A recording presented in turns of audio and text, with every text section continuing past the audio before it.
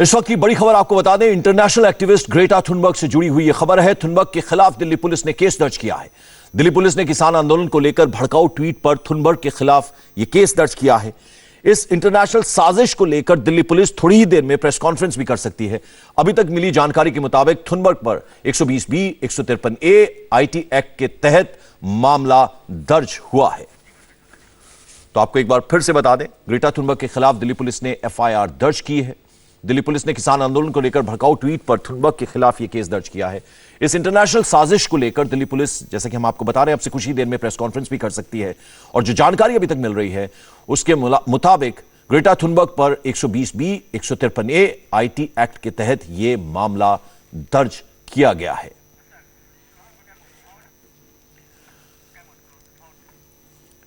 और इंटरनेशनल मंच पर भारत को बदनाम करने की बड़ी साजिश हुई है। यह खुलासा कल रात ग्रेटा थुनबर्ग की ओर से शेयर की गई एक टूल किट से भी हुआ है। यह बात सामने आई है कि भारत की छवि को खराब करने के लिए बड़ी हस्तियों के जरिए एंटी इंडिया ट्वीट कराने का प्लान था। इस साजिश का खालिस्तान लिंक भी अब सामने आ रहा है। खालिस्तान के कई समर्थक इस साजिश में शामिल थे। ऐसे में हैरानी की बात यह है कि भारत को बदनाम करने के लिए UN को जो ट्वीट किए गए, बिल्कुल वैसी ही भाषा केरल कांग्रेस के ट्वीट में भी इस्तेमाल की गई है। यह सारा कनेक्शन साबित करता है कि कैसे किसान आंदोलन के जरिए मोदी सरकार और इंडिया की इमेज को डैमेज करने का पूरा खेल चल रहा था।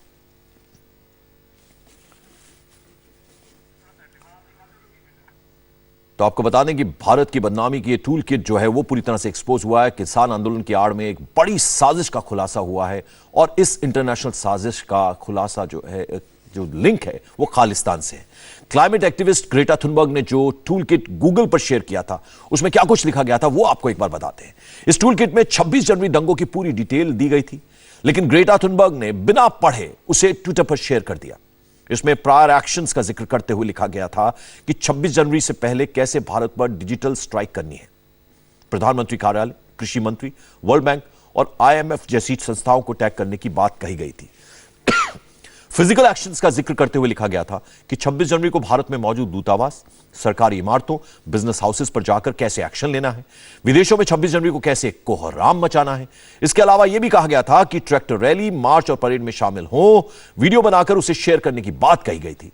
Stand with farmers solidarity video का हैशटैग चलाने का बाकायदा ऑर्डर था। भारत सहित ग्लोबल मंच पर स्टैंड विद फार्मर्स और फार्मर्स प्रोटेस्ट जैसे हैशटैग को ट्रेंड कराने की प्लानिंग थी। इसके अलावा एक बड़ी विस्फोटक बात इस टूल किट में असम को लेकर भी थी, जिसमें सीधे सीधे जेनोसाइड इन असम की बात कही गई थी। ग्रेटा ने जो टूल किट शेयर किया और बाद में जिसे डिलीट किया, उसे किसान एकता कंपनी ने बनाया था। हमने इस ऑर्गेनाइजेशन के बारे में भी चेक किया तो पता चला कि यह कनाडा से ऑपरेट होता है, जो भारत में चल रहे किसान आंदोलन की आड़ लेकर देश की सरकार को बदनाम करने की साजिश कर रहा है।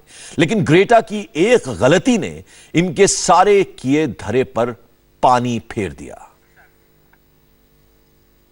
तो किसान आंदोलन के नाम पर भारत को बदनाम करने की कोशिशों के बीच अमेरिका हिंदुस्तान के साथ खड़ा है।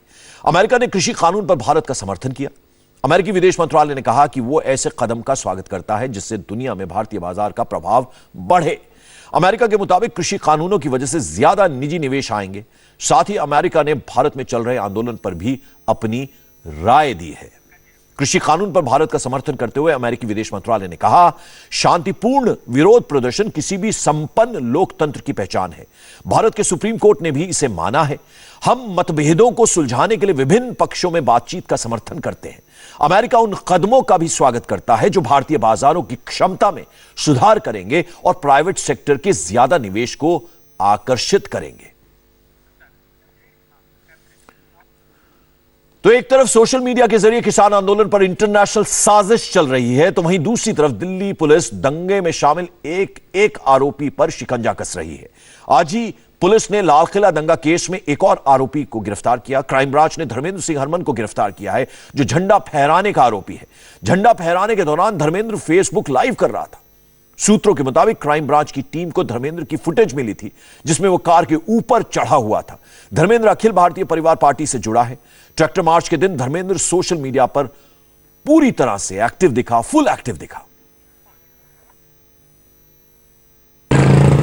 वाहेगुरु जी का खालसा, वाहेगुरु जी की फतेह। ये मोदी ਲਈ बहुत ਵੱਡਾ मैसेज। किसानी अंदोलन जो एक नवा ही इतिहास सिरज रहा दिल्ली दी सड़कों से।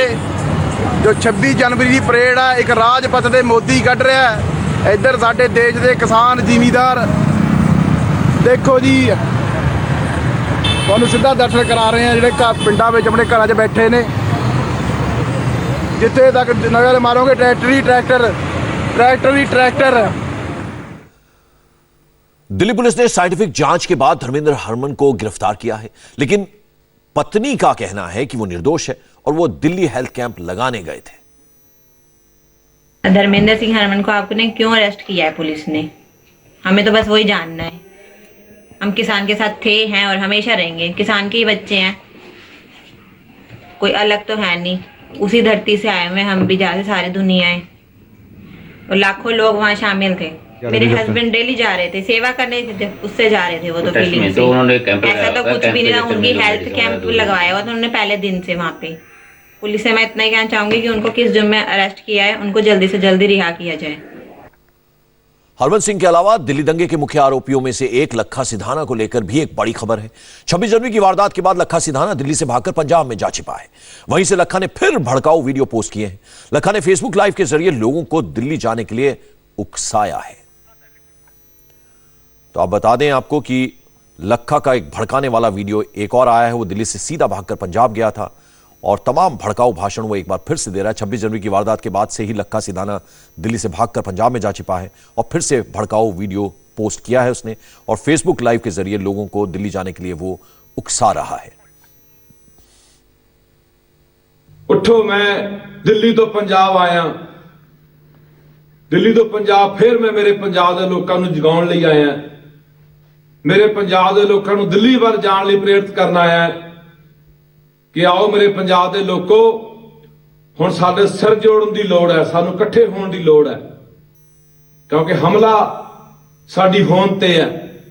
देखण च आया पक्कियां बैरीकेडां हो रही ने, डरा रहे ने, सरकारां डरा रही ने, रेल गड्डियां रद्द कीतियां जा रही ने, नैट बंद कर दिता गया। कोई गल नहीं, कोई फर्क नहीं पैंदा। जदों जंग के मैदान च होईदा है, जदों संघर्षां के मैदान च होईदा है, फिर बड़ा कुछ झरना पैंदा हुंदा है। वाहिगुरू जी का खालसा, वाहिगुरू जी की फतेह।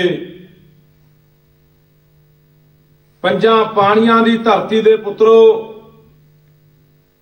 मैं पंजाब बोलदा। पंजाब ओ पंजाब जेड़ा समय समय ते यावरां ने नावरां ने लताड़िया गया, दबिया गया, कुचलिया गया, पर मैं फिर अपने पैरों ते उठ खड़ा हुंदा रहा।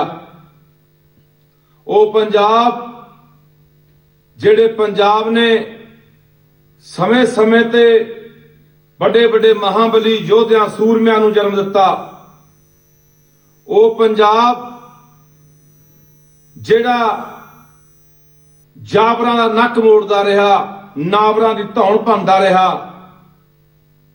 ओ पंजाब जेड़े ने कदे ईन नहीं मन्नी। ओ पंजाब जेड़ा दीन दुनिया दा रखवाला रहा, मनुखता लई लड़दा रहा। सो मेरे पुत्रो, अज फिर ओ कलैणा वक्त दोबारा मेरे ते फिर आ गया। अज फिर गल मेरी होंद ते आ गई है, गल मेरे वजूद ते आ गई है।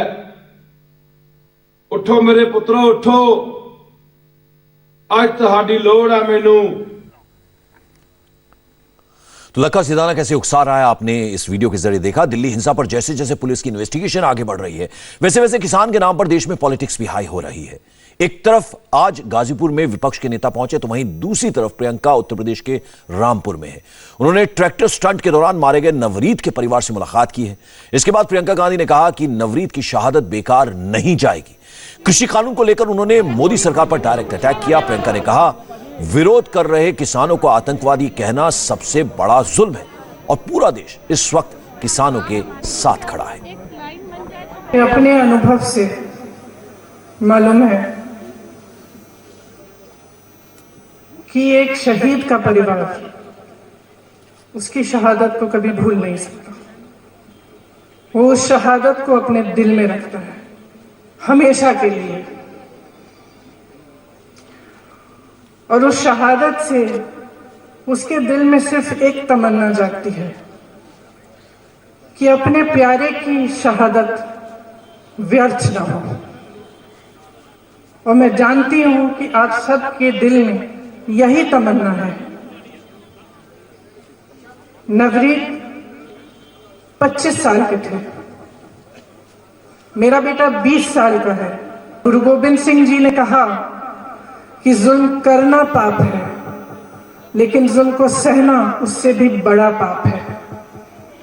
और हो सकता है कि यही सोचते हुए एक नौजवान बच्चा दिल्ली से इतनी दूर से डिबडिबा से दिल्ली पहुंचा कि हाँ वो भी शामिल होगा, वही उम्मीद रखते हुए कि उसकी सुनवाई होगी, कि सब इकट्ठा होंगे तो सरकार सुनेगी, और जो दिल की बात है किसान की उसके लिए सरकार भी दरवाजे खोलेगी और उसकी सुनवाई करेगी। लेकिन ऐसा नहीं हुआ। और मैं ये कह सकती हूँ कि आज अगर सबसे बड़ा जुल्म हो रहा है, हाँ ये 3 कानून हैं जिनको सरकार वापस लेना नहीं चाहती और उसको वापस लेना चाहिए। ये बहुत बड़ा जुल्म हो रहा है किसानों के साथ, लेकिन इससे बहुत बड़ा जुल्म ये कर रहे हैं जब ये शहीदों को आतंकवादी कहते हैं, जब ये इस किसान के आंदोलन को अपने लिए एक राजनीतिक मतलब साजिश की तरह के देखते हैं। और किसान आंदोलन को लेकर आज जबरदस्त हलचल है। आज 8 विपक्षी पार्टियों के 15 सांसद किसानों से मिलने गाजीपुर बॉर्डर पहुंचे। ये नेता बैरिकेडिंग पार कर किसानों के बीच जाना चाहते थे, लेकिन पुलिस ने सुरक्षा के मद्देनजर लगाई गई बैरिकेडिंग हटाने से इनकार कर दिया। इसके बाद सभी विपक्षी सांसद लौट गए। दूसरी ओर दिल्ली पुलिस के लिए लगाई डीटीसी बसों को वापस लेने के बाद केजरीवाल सरकार कटघरे में है। बीजेपी केजरीवाल सरकार पर तानाशाह और अराजक होने का आरोप लगा रही है। सांसदों का कहना है कि किसानों की बात नहीं सुनी जा रही है, और जब सांसद होने के नाते वही अगर ये बैरिकेडिंग पार नहीं कर पा रहे हैं तो क्या स्थिति होगी, इस बात का अंदाजा आप लगा सकते हैं। चूंकि पहली बैरिकेडिंग पार नहीं कर पाए और किसानों के पास नहीं पहुंच पाए, अब सांसदों का दल यहां से वापस लौट रहा है। ये सभी 10 सांसद एक बस में सवार होकर गाजीपुर बॉर्डर पर किसानों से बातचीत करने के लिए पहुंचे थे, लेकिन अब वो यहां से वापस जा रहे हैं। फिलहाल सांसद किसानों से नहीं मिल पाए हैं। सामने आप ये बस देखेंगे, इसी बस में सवार होकर सभी सांसद आए थे, लेकिन इस बैरिकेड से पार करने के बाद सांसद इधर तो आए, लेकिन कटीली तारों को पार नहीं कर पाए। इन्हें फिलहाल किसानों से मिलने की इजाजत नहीं मिली है, और अब ये सभी सांसद बैरंग यहां से वापस लौट रहे हैं। वी सपोर्ट फार्मर्स के नारे लगा रहे हैं, रिपील 3 लॉज के नारे लगा रहे हैं, और इस तरह से कुल मिलाकर 10 सांसद विभिन्न विपक्षी पार्टियों के यहाँ पहुंचे हैं। सांसद सुप्रिया सुले हमारे साथ हैं। मैम, आप यहाँ आए हैं, क्या पहुंच पाए हैं, किस सोच के साथ यहाँ पहुंचे? आप देख रहे हैं जिस तरह से पुलिस यहाँ लगाई हुई है और लाठी लेके खड़ी है, जैसे कि हम सांसद नहीं, पता नहीं क्या करने आए। हम सिर्फ किसानों को मिलने के लिए आए, उनसे बातचीत करने के लिए, उनके मन में क्या है वो समझ नहीं लिया। और जिस तरह से आप देख रहे हैं कि कितना ये जो देखिए आप पुलिस की तरह देखिए पूरे लाठीचार्ज के मूड में है, ये बहुत निंदाजनक है कि केंद्र सरकार ये ना हमको किसी से मिलने दे रही है ना कुछ बात करने दे रही है। यहाँ आकर क्या फोकस करना चाह रहे हैं? किसान आंदोलन लगातार चल रहा है, सरकार और किसानों के बीच बातचीत फेल होगी, आगे का रास्ता आपको क्या नजर आ रहा है और आपकी भूमिका क्या हो सकती है? हमारी भूमिका है कि सरकार ने चर्चा करनी चाहिए। अगर कोई भी रिफॉर्म इस देश में, कोई भी रिफॉर्म लाना चाहे, कभी भी लाना चाहे, तो चर्चा होनी चाहिए। ऐसे सबको डांट डरा के नहीं होने वाला। इस देश ने कभी सहन नहीं किया और नहीं करेगा। हमारे साथ हसमत कौल बादल जी हैं। मैम, जा पा रहे हैं आप किसानों से मिलने के लिए? जी, हम सब यहाँ पे खड़े हैं। ये सब आप देखिए, ये कैसे इनको डंडे लेके एंटी राइट गियर पहना के कैसे सामने लाइन लगा दी है। और हम इलेक्टेड जो लोगों के चुने हुए मेंबर होते हैं, जे हम अपने लोगों तक ही नहीं जा सकते, और वो भी देश की राजधानी में आपने ऐसी बैरिकेडिंग लोगों के बीच में कर दी है, तो देश में क्या हालात पैदा हो गए हैं। 3 किलोमीटर तक वहां पे बिजली बंद, पानी बंद, इलेक्ट्रिसिटी बंद, टॉयलेट्स तक नहीं है, खाना पानी बंद कर दिया आपने, बिजली उनकी बंद कर दी। अपने लोगों का, मेरे कॉन्स्टिट्यूंसी 20 लोग मर चुके हैं और पता नहीं, और उधर बूढ़ी औरतें तक बैठी हैं, किसी का हालचाल जाके पूछ नहीं सकते। लोकसभा स्पीकर के सामने कोई रिपोर्ट पेश करेंगे? क्या आपकी आगे की स्ट्रेटेजी होगी अगर आपको मिलने नहीं दिया जाता है? देखिए, 2 दिन से हम स्पीकर साहब को यही बेनती कर रहे हैं कि आज सबसे गंभीर मुद्दा इन लोगों के हालात और ये किसानी का मसला है। जब देश में किसानों में इतनी आग लगी हुई है, आप ये मुद्दा डिस्कस करिए, तो हमें कहा जा रहा है नहीं, आप राष्ट्रपति अभिभाषण की डिस्कशन करिए, जैसे बिल्कुल नॉर्मल कोई बात ही नहीं है। तो आज यहाँ आने का यही मकसद था कि आंखी देखा हाल हम जाके स्पीकर साहब को समझाएं और उनको समझाएं कि कितना जरूरी है। अब आप बताइए, जो यहाँ पे कोई आग लग जाए, भगवान ना करे कोई हादसा हो जाए, कोई बीमार पड़ जाए, एम्बुलेंस कब पहुंचेगी? फायर ब्रिगेड कैसे पहुंचेगा? तो उनको क्या वहां पे मरने के लिए छोड़ दें? ये देशवासी नहीं है। और नेताओं ने दिल्ली पुलिस पर रोकने का आरोप लगाया, जिसके बाद दिल्ली पुलिस ने सफाई दी। ईस्टर्न रेंज के जॉइंट कमिश्नर आलोक कुमार ने कहा कि पुलिस ने सांसदों को ऑफर दिया था कि वो दूसरे रास्ते से किसानों के मंच तक उन्हें ले जा सकते हैं, लेकिन सांसद बैरिकेडिंग हटाकर जाने पर अड़े हुए थे। आज कुछ माननीय सांसद गाजीपुर बॉर्डर पर पहुंचे थे और प्रोटेस्ट साइट की तरफ जाना चाह रहे थे। बड़े सम्मान के साथ उनको बताया गया कि कानून व्यवस्था को ध्यान में रखते हुए जो बैरिकेडिंग की गई है उसकी वजह से वहाँ से आना जाना संभव नहीं हो पा रहा है, लेकिन ऑल्टरनेटिव रास्ते खुले हुए हैं और उनको फैसिलिटेट करने की भी एक हमने एक प्रस्ताव दिया कि आपको हम उधर प्रॉपर पुलिस एस्कॉर्ट के अंदर, बंदोबस्त के अंदर हम भिजवा देंगे ताकि वो अपनी जगह जहाँ जाना चाहते पहुँच जाए और कहीं भी किसी तरीके से प्रोटेस्ट साइट पे जाने से रोकने की कोई कवायद नहीं की गई थी। केवल चूंकि रास्ता बंद था तो ये बड़े सम्मान के साथ माननीय सांसदों को एक्सप्लेन किया गया कि यहाँ से जाना संभव नहीं होगा। गाजीपुर बॉर्डर पर क्यों हटाई जा रही है कीलें? पोजीशन बदलने के पीछे क्या है पुलिस की strategy? Ghazipur to Singhu border security कितनी टाइट है? ग्राउंड रिपोर्ट आपको दिखाएंगे छोटे से ब्रेक के बाद।